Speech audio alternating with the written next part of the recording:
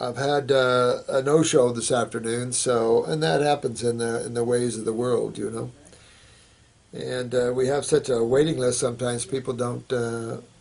They get tired or they decide something else. But so let's go over some of these questions that you have. So this is going to be question and answer number. I don't know what, but let's go over some of these things. And we did the sorry syndrome thing. Thank you, my friend. Sorry about all that.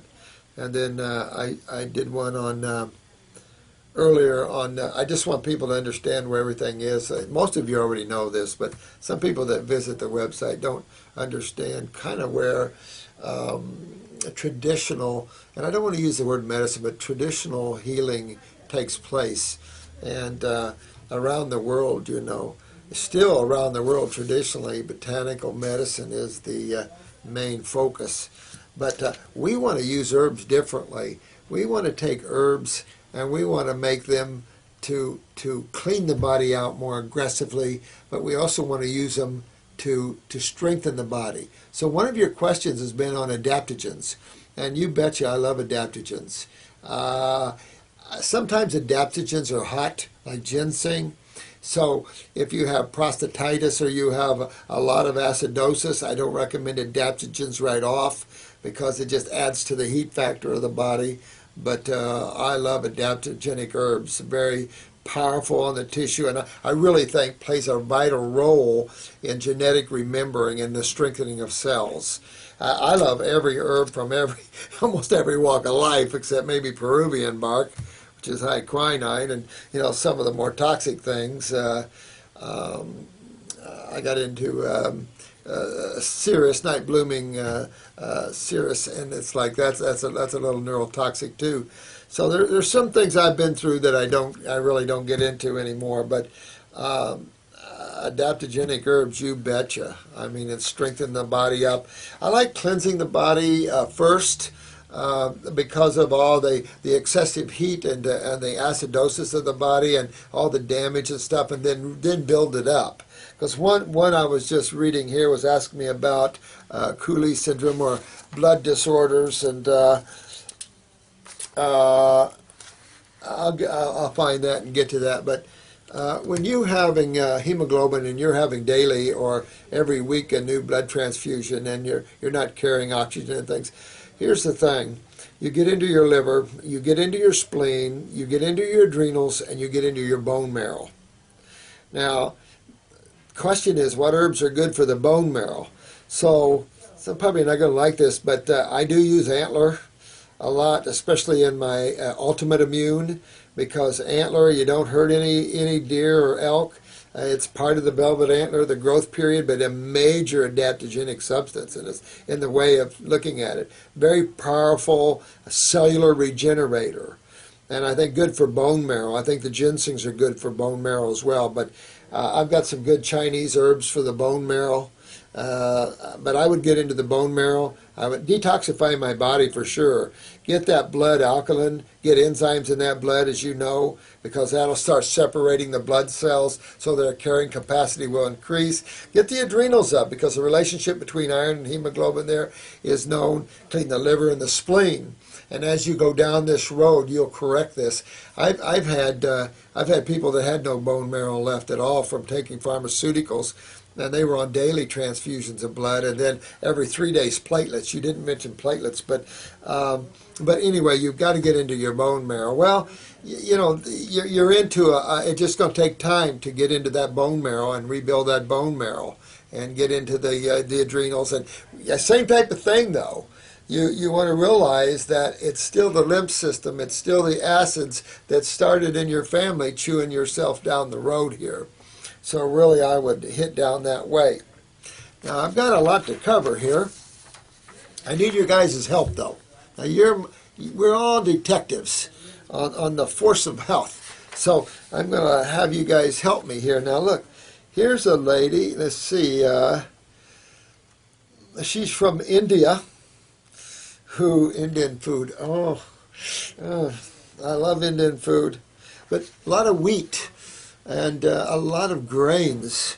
And I'll say this, you know, I have a lot of Indian friends and a lot of GI tract problems, but I will say this. No matter what part of the world we're in and what we've done to survive in these lands, we need to bring the consciousness of fruits and berries and melons and salads and vegetables to the forefront now, no matter where we live, and bring that forth. We might have to grow some very large greenhouses, but we've got to do that, and pick from the sea, and we've got to do that. So you wrote that you had Hashimoto's, hypothyroidism, and you have vitiligo.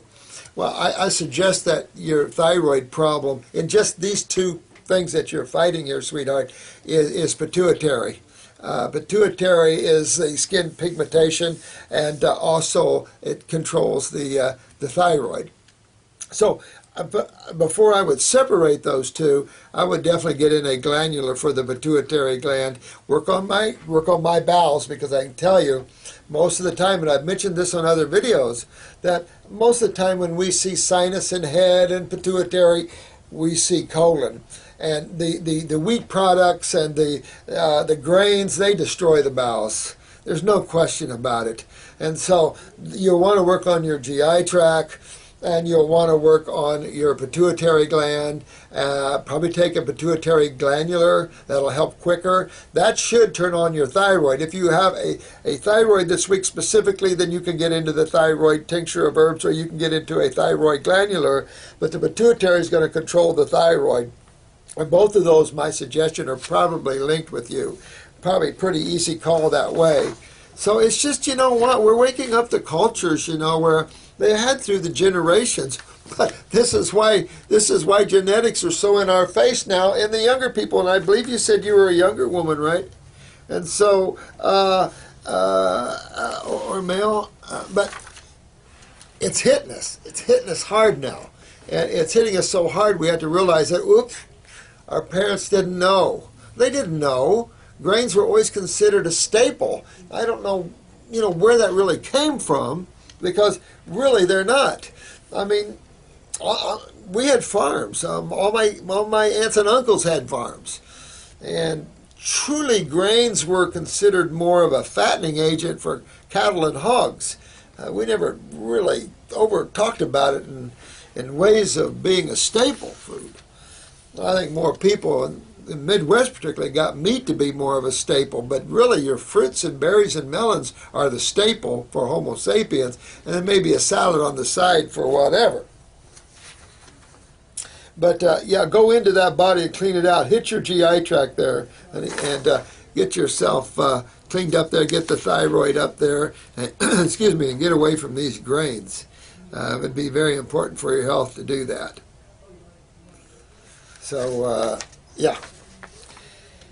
Now, let's see here. Yeah, this is the one on the Cooley's anemia and stuff. Yeah. Go for that bone marrow too, my friend. Really important. Now, here's a good question here. This gentleman, this is Tim from the Netherlands. Hey, Tim from the Netherlands. You have a family history of balding, and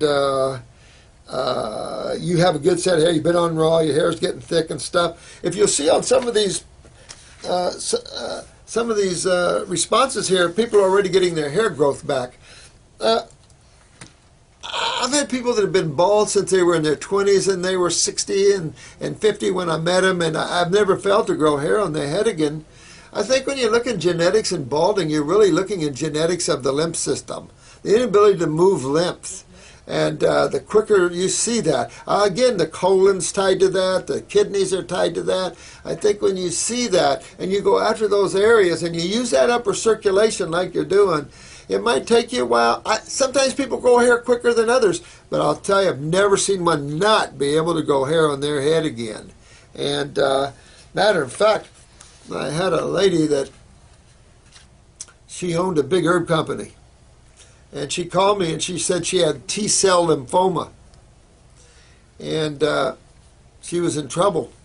So she owned an herb company, and that herb company made our herbal formulas. And I said, listen, honey, you got to get raw. And you got our herbal formulas, and then you got yours. So I really kind of excited her, and she really went into this, tore into this. They had the money so they could order from Diamond Organics out of California, and she really tore into this. Now, she had salt and pepper hair, and she told me one time, she said, my hair went from, gray and black to black, and then to blonde. She said, I had blonde hair as a child. So does it make you wonder? Do we really know some of the fascinating things that could take place in the human body? Fascinating stuff. We've accepted what we see, and I look at these lab normals and everything else, it's like, we don't know. So, pretty far out. I'll say this, what else you got to do on the planet right now? Take off after that body of yours and really hit it hard. Here's a big thing here, though, with this is that you're thin, cold hands and feet, because you get the thyroid there. You're thin, so are we dealing in malabsorption or pancreatic? Remember, you guys, when someone's thin, what, are they not absorbing their foods properly? Or do they have pancreatic? Are they not digesting their foods? You can eliminate digesting by, do you see particles of food in your stools? Do you see particles of undigested food in your stools? If you do, except for corn, nobody digests corn, but particles of undigested food in your stool would be a direct indication more pancreatic, depending on the food. Pancreas digests your carbohydrates, fruits and veggies. You don't want to see fruit skins in your stool. Not good. And definitely vegetable either, but we would tend to see more vegetable than fruit skins because vegetables are much harder to digest. If you're seeing fats or fatty stuff, then your liver gallbladder's in trouble. Of course, that sort of thing. So, the most frequent problem within this is malabsorption. Now, that's going to go back to interstitial lymphatic constipation. You like that word? I think we should put it in the Webster's Dictionary. All right, interstitial lymphatic constipation. But how does that tie into balding? Because if you're having problems here, you're probably having problems in your whole family line of lymphatics. Isn't it cool that we can pull this back to the same thing every time? Because the only body is what? A bunch of cells and two fluids. Keeping it general and keeping it simple. That's what I like. And when you can do that, you can empower yourself, you can focus yourself. So I suggest your genetics is in your adrenals and your kidneys. You're not moving your lymph system. Now your guys' lymph system is backed up in the wall of the GI tract. You guys are getting malabsorbed from that. Of course, from that, the lymph system is taking off the hair and everything else. So work on all of that and work yourself out of that. Might take a little bit of a time, but that's okay. You can pop up that thyroid, but if your family is balding, you might have to suspect the pituitary here because that's up here.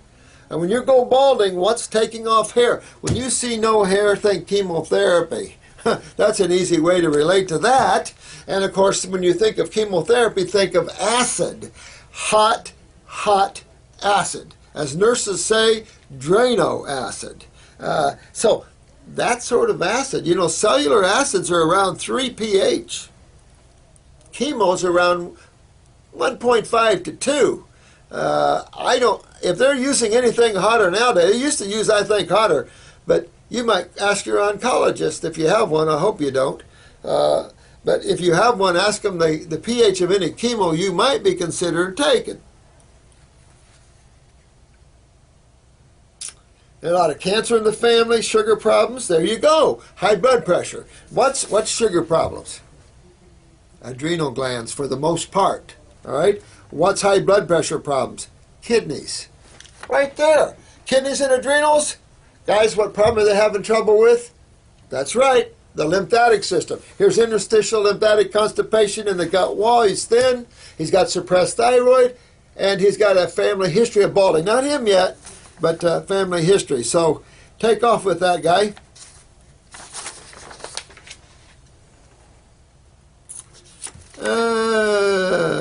This is a good one. Do you know why my nose keeps becoming red, inflamed, and swelling and heating? How to cure this?